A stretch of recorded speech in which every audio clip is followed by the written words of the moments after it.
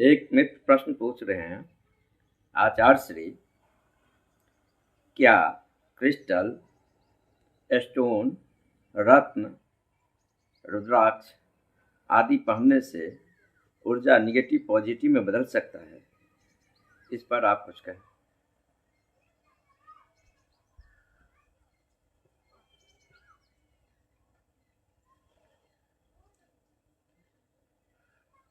ऊर्जा निगेटिव और पॉजिटिव नहीं होते, मूल बात समझ लीजिए।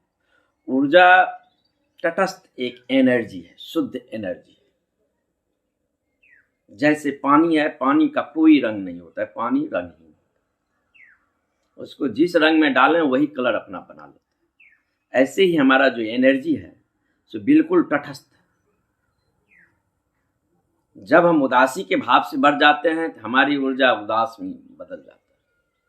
जब प्रसन्नता के भाव से हम भर जाते हैं तो वही ऊर्जा है प्रसन्नता में बदल जाती है। जब हम रोने के भाव से बदल जाते हैं तो वही ऊर्जा रोने के भाव में बदल जाता है। और जब हम हंसने के भाव से भर जाते हैं तो वही ऊर्जा हंसने में जो है स्वरूपांतरित हो जाता है। ऊर्जा एक है। अभी इस क्षण मैं दुख संताप पीड़ा में था, अगले ही क्षण जो है सो किसी और कारण से मैं आनंद प्रेम अभाव में हूँ।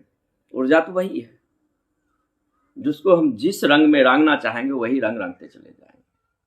तो बात क्या हुई? बात हुई ओनली धारणा।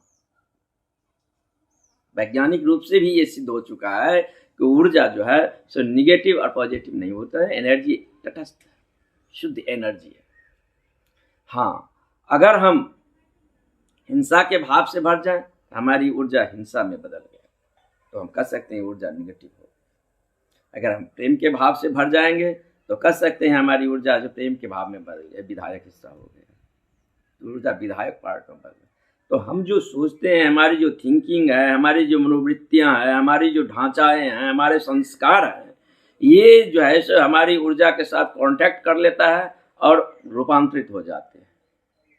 हमारी ऊर्जा कंटेनर है और उसमें कंटेंट में हम क्या रखते हैं, उस कंटेंट में सुख रखें तो सुख आ गया। सुख भी एक अनुभव है, दुख भी अनुभव है, उदासी भी एक अनुभव है और विषाद भी एक अनुभव है। दोनों अनुभव ही है और दोनों अनुभव को हम कर रहे हैं। दोनों हम हैं नहीं, दोनों हम हैं नहीं, ये परित की हिस्सा।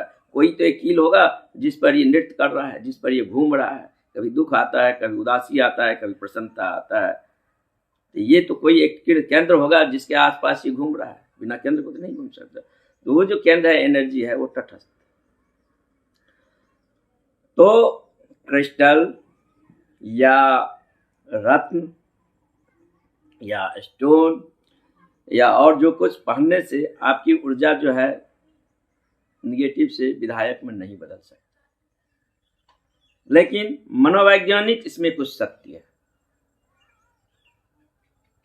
वो भी ना के बराबर। मनोवैज्ञानिक सत्य ये है, अगर हम धारणा कर लें, अगर हम ये धारणा कर लें और हमारा विश्वास हो जाएगा, गाय को घास खिलाने से हमारा कल्याण हो जाएगा और उसमें संदेह नहीं है, नाम मात्र का संदेह नहीं है, तो कल्याण हो जाएगा। अगर हमें धारणा कर लें, चींटी को गुड़ देने से, एस्ट्रोलॉजी में ऐसे ही सलाह दिया जा रहा है, गुड़ खिलाने से हमारे शत्रु नाश हो जाएंगे, पूरी धारणा कर लें, पूरी ट्रस्ट कर लें, तो ये हो सकता है। क्योंकि मन का जो सिद्धांत है, मन जो मान लेता है, धारणा उस रंग में रंग जाता है। तो मन जो मान लेगा वैसा घटेगा। लेकिन इसके पीछे कैसे होगा, इतनी कंसेप्ट होनी चाहिए, तो वो जरा देख। जिस दिन बुद्ध महापरिनिर्वाण को उपलब्ध हुए हैं, उस दिन लामाओं से उससे 1 साल पहले से वो लोग प्रिपरेशन करते हैं। एक खास प्रकार की प्राणायाम, एक खास प्रकार के उपवास, लंबे साल भर से प्रिपेयर करते हैं। और इसका न्यूयॉर्क में आयोजन हुआ था और वहाँ जो है सो किलोमीटर लंबे आग की अलाव जो है सो जल रहा है और उस पर वो नाचते हैं और जलते नहीं। आग का तो गुणधर्म है जलाना, आखिर ये क्यों नहीं जलाए, आखिर ये क्यों नहीं उसमें जलते? सैकड़ों आदमी देख देखने के लिए आया है, वैज्ञानिक चारों ओर से खड़ा है, पूरी रिसर्च हो रही है, प्रोफेसर सब आए हैं, सारे उसका रिसर्च कर रहे हैं, आखिर घटना क्या घट रही है। इस आदमी को आग जला नहीं रही है। ये 500 400 300 लामाएं 300 लगभग लामाएं जो है सो नृत्य कर रहा है, आग जला नहीं रहा है। वो कंसेप्ट अपने को स्वीकार कर लिए, हम बुद्ध को चरण में हम समर्पित हो गए हैं, अब मुझे कुछ नहीं होगा। इसकी प्रोसेसिंग में वो लंबे समय तक लगे और वो नहीं। वहाँ एक प्रोफेसर बैठा था, कहा कि इतना नहीं जलता है तो मैं भी नहीं जलूंगा। वो वहां पर कूदा, आग में जल गया, हॉस्पिटल ले गए। ऐसे जीसस के मानने वाले होते हैं जो जिस दिन जीसस को सूली लगी तो उस दिन को वो लोग खास स्थिति में आकर सीख उसी समय जीसस से अपने को अनासक्त कर लेते हैं, अनाक्स ऑफ क्राइस्ट, और उसी भावना से भर जाते हैं। कुछ नहीं होता है, उनके हथेलियों से जो है सो ब्लड निकलना शुरू हो जाता है, जैसे कील ठोका जा रहा है। धारणा की ये शक्ति, धारणा की शक्ति को यहाँ तो नहीं, थोड़ा इसको सम्मोहन में जाकर देखें। जब किसी व्यक्ति को हम सम्मोहित करते हैं, सम्मोहन में ले जाते हैं और सम्मोहन में उसके हाथ पर एक अंगारा रख देते हैं और कहते हैं ये कंकड़ है, तो हाथ नहीं जलता। और सम्मोहन में ले जाकर उसे हम कहते हैं कि यह आग रख देते हैं और कहते हैं कि ये कंकड़ है, तो हाथ नहीं जलता है। लेकिन कंकड़ रख देते हैं और धारणा की कंसीडर यह देते हैं कि यह आग है, तो हाथ जल जाता है, जल ही नहीं जाता है, फफाला आ जाता है। तो जो हम मान लेंगे वैसा हो जाएगा। लेकिन कोई चीज़ में हम जो विश्वास करते हैं, विश्वास का मतलब ये है संदेह पर आधारित है। 60% विश्वास कर दें, 40% जो है संदेह करेंगे, 80% विश्वास करेंगे, 20% संदेह करेंगे, 90% विश्वास करेंगे, 10% संदेह करेंगे। लेकिन संदेह वहाँ रहेगा। संदेह जब मिट जाती है, संदेह नहीं बराबर रहता है, तो उसे हम विश्वास भी नहीं करेंगे, उसे हम ट्रस्ट, श्रद्धा कहेंगे। जब ऐसी श्रद्धा हो जाएगा जो स्टोन पहनने से तब आपका हो सकता है कर, लेकिन उसमें स्टोन का कोई करामाती नहीं है। वो तो आप पीपल के पेड़ के भी नीचे ऐसे आस्था से भर जाएंगे तो वहाँ भी घटना घट जाएगा। या आप जो है किसी पत्थर के मूर्ति के सामने बैठ जाएंगे और वहाँ भी ऐसे ट्रस्ट के साथ बैठ जाएंगे तो वहाँ भी घटना घट जाएगा। तो इस ऊर्जा को परिवर्तित करने के लिए न कोई क्रिस्टल काम कर रहा है और न किसी प्रकार का रत्न काम कर रहा है और न किसी प्रकार का जो स्टोन का वहाँ कोई फंक्शन है। ओनली धारणा आप करते हैं तो वह उसका आपको प्रभाव पड़ना शुरू होता है। ये धारणा की शक्ति है। लेकिन इस सबसे ऊर्जा न निगेटिव होती है न पॉजिटिव होता है। ऊर्जा तटस्थ है। और हमारे जो मनोवृत्ति हैं, मनोवृत्ति में तो बहुत सारी ढांचा है। कभी हम खुशी की पृष्ठभूमि पर नाच उठते हैं तो कभी दुखी की पृष्ठभूमि से गिर जाते हैं, कभी उदास होते हैं तो कभी प्रसन्न होते हैं, कभी शिखर पर होते हैं तो कभी घाटी में होते हैं। जीवन में इतनी उथल पुथल है, जीवन इतने कंटकाकीर्ण मार्गों से भरा हुआ है जहाँ बहुत सारी दिशाएं मिल रही है हमारे व्यक्तित्व में, तो उथल पुथल तो वहाँ होगा। तो सबसे बड़ी बात है ये सब कोई काम का नहीं है। मनोवैज्ञानिक तो सत्य इसमें इतना है, वो किसी भी बहाने हो सकता है। इसका अपने आप में कोई मूल्य नहीं है। जो आप स्टोन पहनेंगे, क्रिस्टल पहनेंगे, आपकी ऊर्जा पॉजिटिव हो गया, नहीं हो सकता है, कभी नहीं हो सकता। लेकिन इस सब के मूल के लिए एक ही है, आपकी ऊर्जा विधायक हो, उसके लिए है ध्यान, मेडिटेशन। अगर ध्यान और मेडिटेशन करते हैं तो आपकी मनोवृत्ति के जो दो डायमेंशन है, निगेटिव और पॉजिटिव, दोनों रहेगा। जब तक निगेटिव रहेगा तब तक पॉजिटिव रहेगा, और जब तक पॉजिटिव पर जोर देंगे तो निगेटिव और प्रत्यक्ष सबसे पीछे पीछे चलेगा। आप एक ऐसे चाहेंगे पॉजिटिव रह जाए, निगेटिव नहीं रहेगा, नहीं रहेगा। बैलेंस है दोनों। अब दोनों को तटस्थ कर दें, दोनों को इन्वॉल्व कर दें। मेडिटेशन वही है, न निगेटिव को कंटेंट में लें, कंटेंट के रूप में लें, ना पॉजिटिव को कंटेंट के रूप में लें, कंटेनर को डिक्ट कर दें। बिल्कुल मेडिटेशन का यही उद्देश्य है। तो मूल है बात ध्यान को, और ध्यान जब करेंगे तो हम अपने मूल सोर्स से कांटेक्ट हो जाएंगे।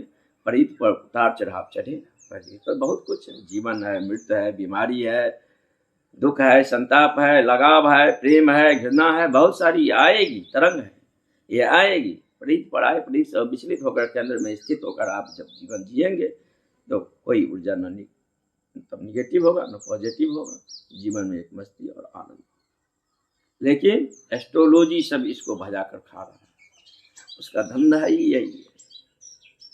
अब एस्ट्रोलॉजी में वो कहता है काल सर्प योग,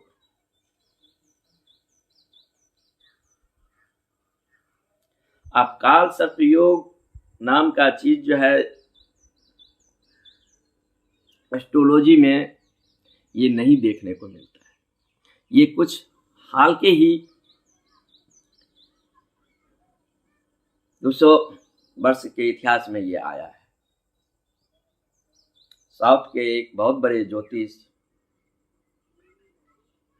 एस.एन. राव बहुत सारे अध्ययन किए हैं, बहुत सारे इसके बारे में रिसर्च किए हैं, और रिसर्च करके लोग कहते हैं कि बच्चे को मांगलिक है।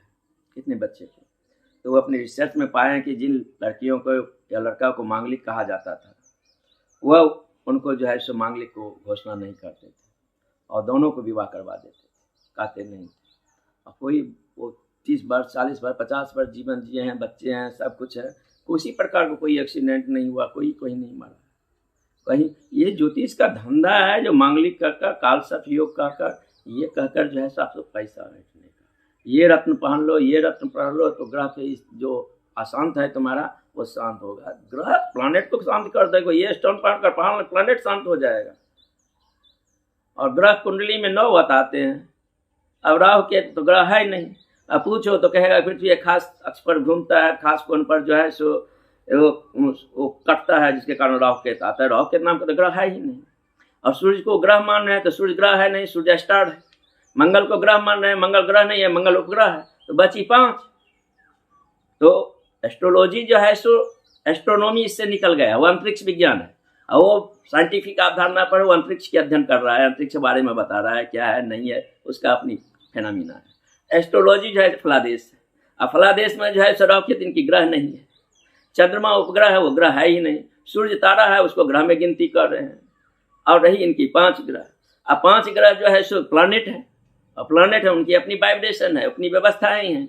अब एक हमारे मित्र थे और उन्होंने एक ज्योतिष से संपर्क किया था, टीवी पर चैनल पर बहुत बाबा आते हैं, और उनसे संपर्क किया बाबा तो हाँ, तो देखिए मेरे 15 साल हो गए हैं शादी का, मेडिकल चेकअप वगैरह किए हैं और अभी तक जो है बच्चे नहीं हुआ, बल्कि उनको ऑलरेडी पहले से ही एक लड़का एक लड़की विवाह के 3 साल पहले हुआ था।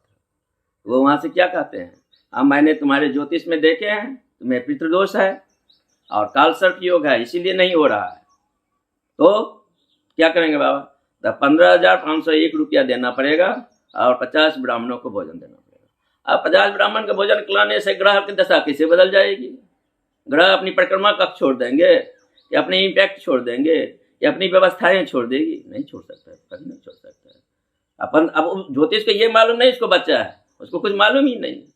तो अगर इन लोगों को देखना है, जांचना है, तो कोई मृत आदमी को लेकर इसको कुंडली चले जाइए, वो उसको भी जब और बच्चे विवाह सब बताएगा, हमको पता भी नहीं आदमी गुजर गया। एक ज्योतिष मैं अपने हाथ दिखाया तो मुझे बहुत कुछ बातें वो बताया, ये ऐसा ऐसा ऐसा।